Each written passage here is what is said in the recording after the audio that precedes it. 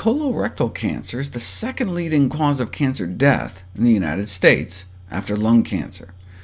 If you look at the rates of lung cancer around the world, they vary by a factor of 10. If there was nothing we could do to prevent lung cancer, if it just arose spontaneously, happened at random, you'd assume that the rates everywhere would be the same. But since there's such a huge variation in rates, you assume there's some external cause. And indeed, we now know smoking is responsible for 90% of lung cancer cases.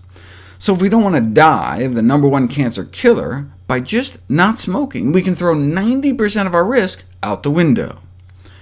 For colon cancer, there's an even bigger spread, bigger variation around the world. So it appears colon cancer doesn't just happen, something makes it happen. Well, if our lungs can get filled with carcinogens from smoke, maybe our colons are getting filled with carcinogens from food. Researchers from the University of Pittsburgh and the University of Limpopo sought to answer the question, why do African Americans get more colon cancer than native Africans? Why study Africans? Because colon cancer is extremely rare in native African populations, like more than 50 times lower than rates of Americans, white or black. It's the fiber, right? Dr. Burkitt was the first to describe the low incidence of colon cancer in native Africans, ascribing it to their traditional staple diet that was high in whole grains and therefore fiber content. Seems you get about a 10% reduction in risk for every 10 grams of fiber a day, so hey, if it's 1% drop for each gram, and they're eating upwards of 100 grams a day, well, that could explain why colon cancer is so rare in sub-Saharan Africa. But wait a second.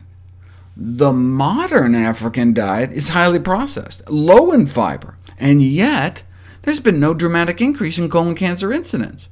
The modern African diet has a low fiber content, as most populations now depend on commercially produced refined cornmeal. And we're not just talking low fiber intake, we're talking United States of America low, down around half the recommended daily allowance. Yet colon disease still remains rare, still 50 times less colon cancer. Maybe it's because they're thinner and exercise more? No, they're not, and no, they don't. If anything, their physical activity levels may now be even lower. So if they're sedentary like us, eating mostly refined carbs, few whole plant foods, little fiber like us, why do they still have 50 times less colon cancer than us? Well, there is one difference.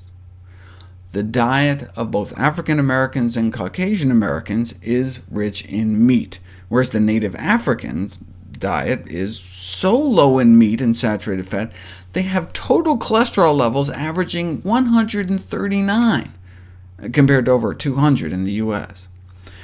So yes, they don't get a lot of fiber anymore, but they continue to minimize meat and animal fat consumption, supporting evidence that perhaps the most powerful determinants of colon cancer risk are the levels of meat and animal fat intake. So why do Americans get more colon cancer than Africans? Maybe the rarity of colon cancer in Africans is not the fiber, but their low animal product consumption. There's a divergence of opinion as to whether it's the animal fat, cholesterol, or animal protein that's most responsible for the increased cancer risk, as all three have been shown to have carcinogenic, cancer-causing properties. But it may not really matter which component is worse, as a diet rich in one is usually rich in the others.